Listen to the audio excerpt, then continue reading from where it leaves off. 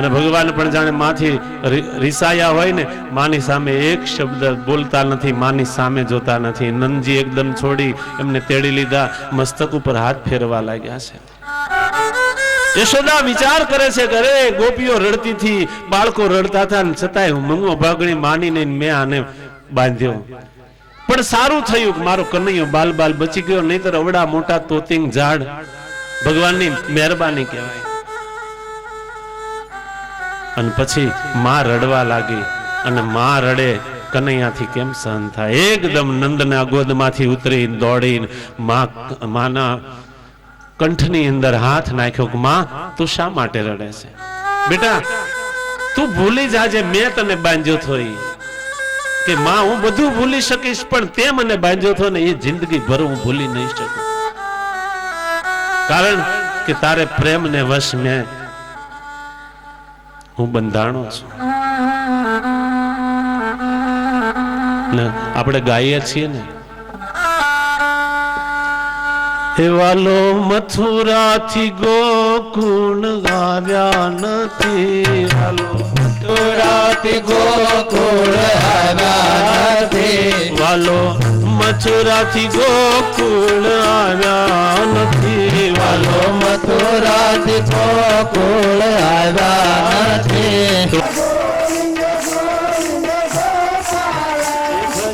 મુરલી મનોહર નંદલાલા, મુરલી મનોહર નંદલાલા, ગોવિંદ ગોવિંદ ગોવિંદ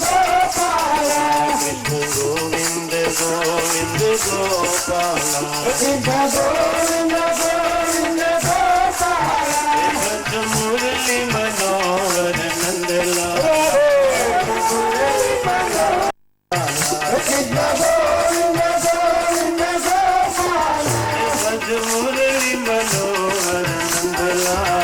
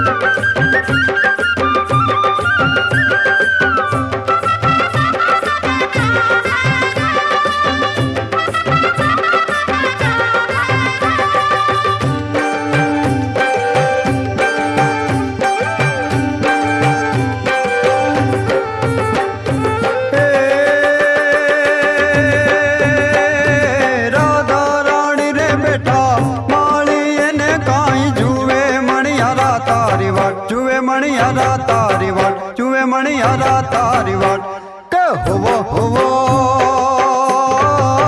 જુએ મણિયારા તારી વાટ કે હું તો તને વારુયા જીઓ મણિયારા કે હું તો તને વારુયા જીઓ મણિયારા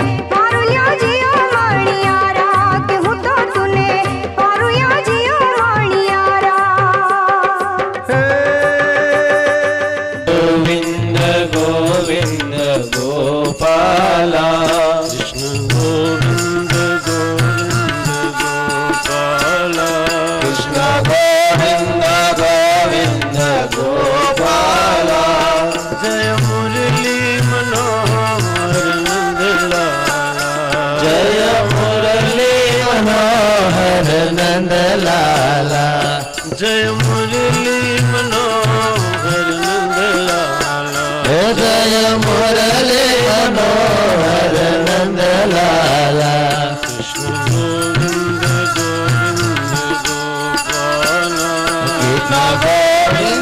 ગોવિંદ ગોપાલા કૃષ્ણ ગોવિંદ ગોપાલા.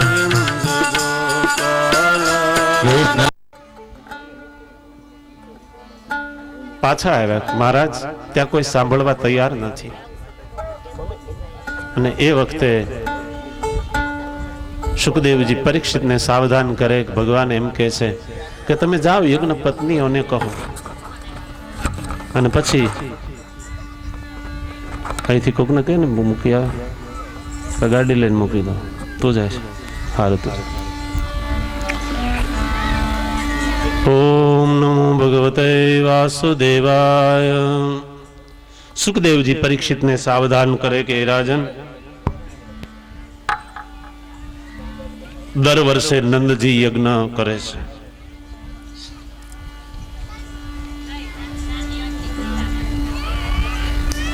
કનૈયાને ભૂખ લાગી. કનૈયાએ પછી એમને મોકલ્યા છે ફરી વખત યજ્ઞ પત્નીઓની પાસે. યજ્ઞ પત્નીઓ પેલા બ્રાહ્મણો ના પાડે છે, છતાંય ભગવાન માટે થાળ તૈયાર કરી અને ગઈ. ભગવાનને ખૂબ પ્રેમ ભાવથી જમાડ્યા છે. ભગવાનની સામે સુંદર બાજોઠ મૂક્યા અને ભગવાનને માટે જે કઈ રાંધીને લાવ્યા હતા એ બધું રાંધી અને એમની સામે જાણે અન્નકૂટ હોય ને એવી રીતે પરમાત્માની સામે મૂક્યું છે. બેસો મેલ્યા બાજોઠિયા.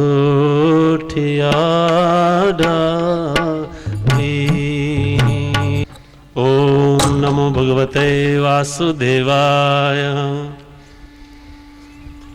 અને દર વર્ષે નંદજી ઇન્દ્રને પ્રસન્ન કરવા માટે થઈને યજ્ઞ કરે.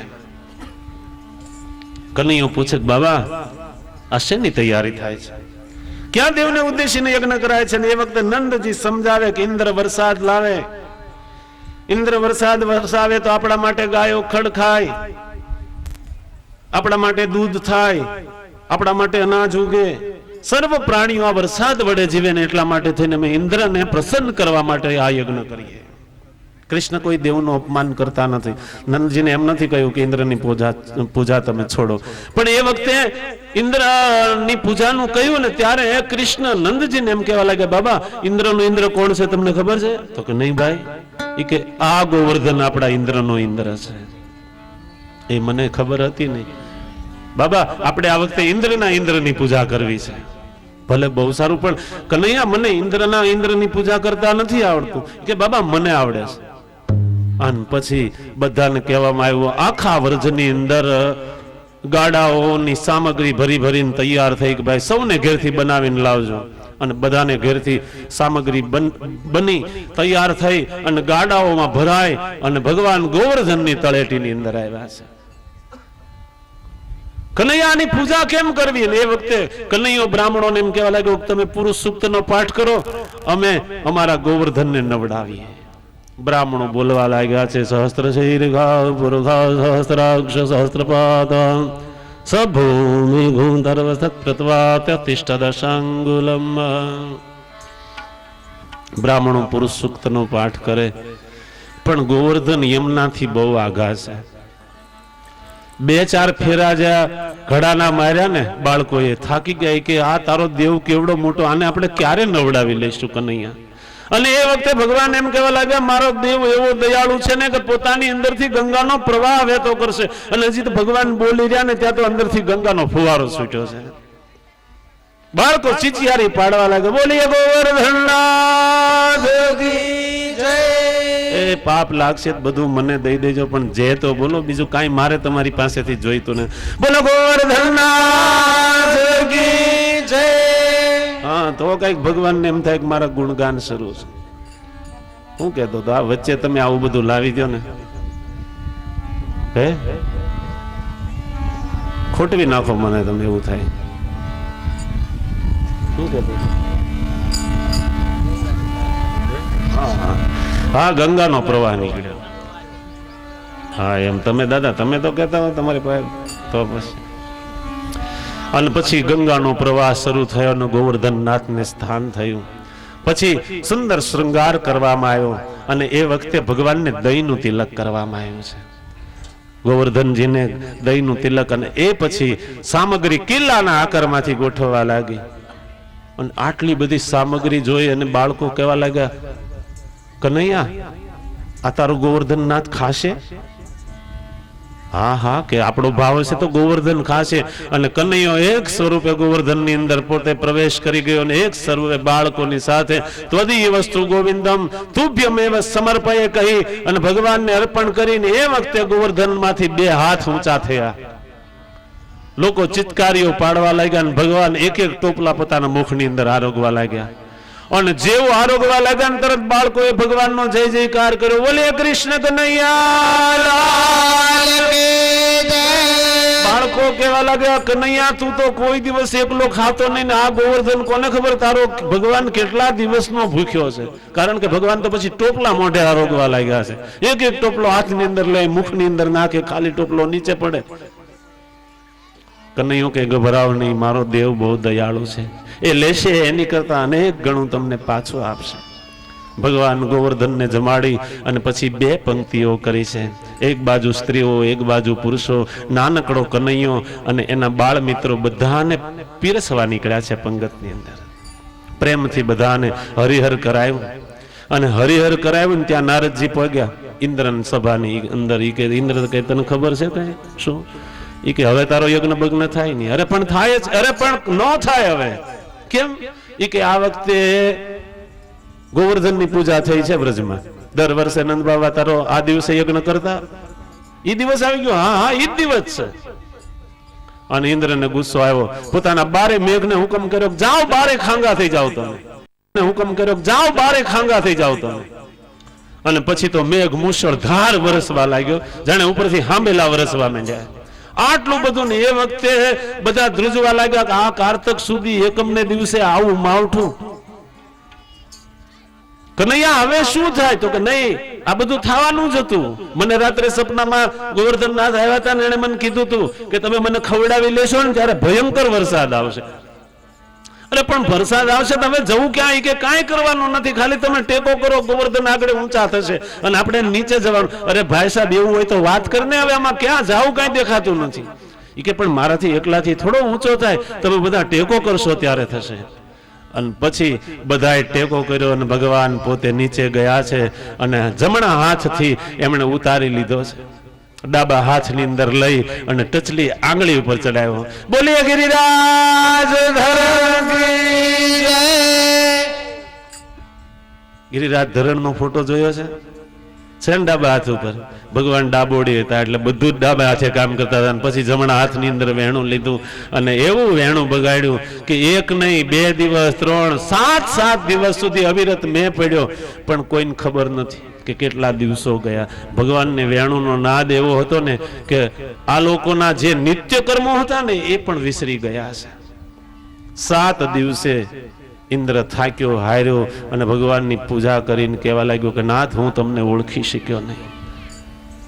વત્સ લીલાની અંદર બ્રહ્માનો ગર્ભ ઉતાર્યો અને ગોવર્ધન લીલાની અંદર ભગવાને ઇન્દ્રનો ગર્ભ ઉતાર્યો.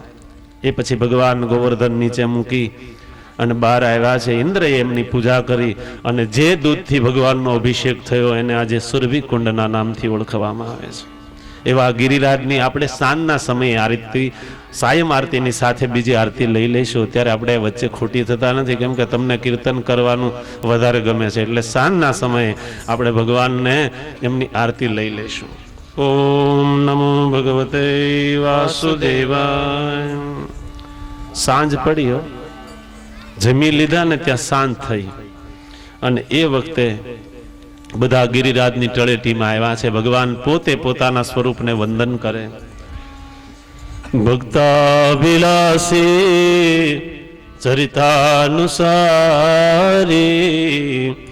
કુમારિતાનંદિત ઘોષધારી દુગ્ધાદિ ચોર્ય નયશો વિસારી મમ પ્રભુ શ્રી ગિરિરાજધારી મમ પ્રભુ શ્રી ગિરિરાજધારી. ગોવર્ધનને પ્રણામ કર્યા ને એ વખતે આજે સૌને ખાતરી થઈ ગઈ આ કનૈયો સામાન્ય તો નથી, કેમ કે ક્યાં ફૂલ જેવડો નાનકડો એવો 7 વર્ષનો કનૈયો અને ક્યાં આવડો મોટો ગિરિરાજ. કારણ કે જ્યારે કનૈયાએ ગિરિરાજ ઉચક્યો ને ત્યારે પેલા ગુવાળિયા એમ કહેતા હતા કે ભાઈ તું ઘડીક હાથ લઈ લે, તું નાનકડો ને થાકી ગયો છે. આ બધાને એમ હતું કે અમારે લાકડી ઉપર ગિરિધાર ઉભા હાલે. એ કે હું લઈ લો તો કે હા લઈ લે. અને ભગવાન એક સહેજ આમ નીચું કર્યું ને અને એટલો વજન લાગ્યો ને પેલા કે નહીં નહીં રહેવા દે, જેમ છે બરાબર છે. અને એ વખતે આ બધું જોઈ અને એને ખાતરી થઈ ગઈ કે આ કનૈયો કોઈ સામાન્ય નથી. બ્રજવાસીઓમાં સભા થઈ. ક્યાં 7 વર્ષનો બાળક, ક્યાં આવડો મોટો પહાડ. લોકોને શંકા થવા લાગી. નંદજીને બોલાયા, નંદ બોલ આ છોકરો કોનો? નંદજી કે મારો દીકરો છે. ભાઈ એમાં તમે શંકા શા માટે કરો છો? કે શંકા થાય ને, આવડો નાનકડો એવો તારો દીકરો ને કેવડો મોટો પર્વત એને ઊંચો કર્યો. તો એને ક્યાં એકલા ઊંચો કર્યો? તો આપણે બધા હતા ને. અને થોડું ઘણું મારા દીકરાની અંદર કઈ ચમત્કાર હશે તો એ ગર્ગાચાર્ય મહારાજ આવ્યા ત્યારે એને મને કીધું જ છે કે મારા નારાયણ જેવો છે. ગર્ગાચાર્યજી આવ્યા ને નામકરણ કરવા ત્યારે એને કીધું હતું કે તારો કનૈયો અદ્દલ મારો નારાયણ છે. એક વ્રજવાસી વળી એમ કહેવા લાગ્યું કે તમને આજે શંકા પડી, મને તો આનો જન્મ થયો ને તે દીની શંકા છે. કારણ કે નંદ ગોરા, યશોદા ગોરા ને આ તો કાળો કુબડવા જેવો, કેટલો કોલસા જેવો કાળો છે. યશોદા કનૈયાને હાથ ફેરવા લાગ્યા. બેટા આ લોકો કેવી વાત કરી કે માં ભલે ને ગમે એવી લોકો ગમે એવી વાત કરતા, હું તારો દીકરો છું માં, પણ બેટા હું ધોળી, તારા બાપા ધોળા ને તું કાળો. માં એમાં હું એ ધોળો જ હતો, પણ માં એમાં કઈ મારો વાંક નથી. આખી રાતમાં હું અંધારામાં આળોટા કર્યો ને સવાર સુધી કોઈ મારો ભાવ ન પૂછે, એમાં મને અંધારું લાગી ગયું. અને યશોદા કહેવા લાગ્યા કે હા હા સાચી વાત છે બેટા, 12 વાગે મને પીડા એવી થઈ ને કે પછી મને ભાન નથી રહ્યું. અને સવારે જ માને ખબર પડી ને કે મારો દીકરો આવ્યો કે દીકરી, માને તો એ ખબર નહોતી. યશોદાને એમ થયું કે મારી ભૂલને હિસાબે મારો કનૈયો કાળો થયો. પણ બેટા લોકોને શંકા થાય છે. માં લોકો ભલે ગમે એ શંકા કરે, બાકી હું નંદનો છું, હું યશોદાનો છું, હું મટી નથી જવાનો. એકનાથ મહારાજે તો બહુ સુંદર કારણ બતાવ્યું છે. એકનાથ એમ કહે છે કે મનુષ્યનું કાળજું છે કાળું, કામનો રંગ છે કાળો.